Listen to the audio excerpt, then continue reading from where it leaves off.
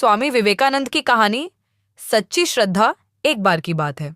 स्वामी विवेकानंद अपने शिष्यों के साथ किसी गांव में यात्रा कर रहे थे। रास्ते में उन्होंने एक नदी देखी जिसके किनारे कुछ लोग भगवान की पूजा कर रहे थे।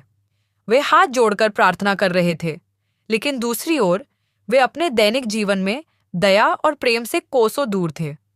स्वामी जी कुछ देर वहीं रुके और फिर उन्होंने अपने शिष्यों से कहा, देखो, केवल पूजा करने से ही भगवान नहीं मिलते, बल्कि सच्ची श्रद्धा और कर्म भी जरूरी है। थोड़ी ही दूरी पर उन्होंने एक किसान को देखा जो बहुत मेहनत से अपने खेतों में काम कर रहा था। वह पसीने से लथपथ था, लेकिन अपने परिवार के भरण पोषण के लिए ईमानदारी से मेहनत कर रहा था। स्वामी विवेकानंद उसके पास गए और पूछा, क्या तुम भगवान की पूजा करते हो?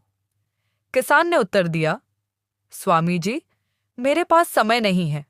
मैं सुबह उठते ही खेत में चला जाता हूँ, मेहनत करता हूँ और रात को थककर सो जाता हूँ। लेकिन जब भी मैं किसी की मदद कर पाता हूँ या किसी को मुस्कुराते हुए देखता हूँ, तो मुझे लगता है कि यही मेरी सच्ची पूजा है। ये सुनकर स्वामी विवेकानंद मुस्कुराए और अपने शिष्यों से बोले, देखो, यही सच्ची श्रद्धा है। केवल मंदिर जाकर पूजा करना पर्याप्त नहीं, बल्कि अपने कर्मों से भी हमें भगवान की आराधना करनी चाहिए।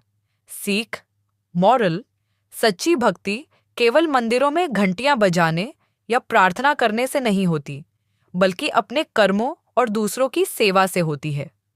अगर हम अपने काम को पूरी ईमानदारी और निष्ठा से करें, तो वही भगवान की सच्ची पूजा है।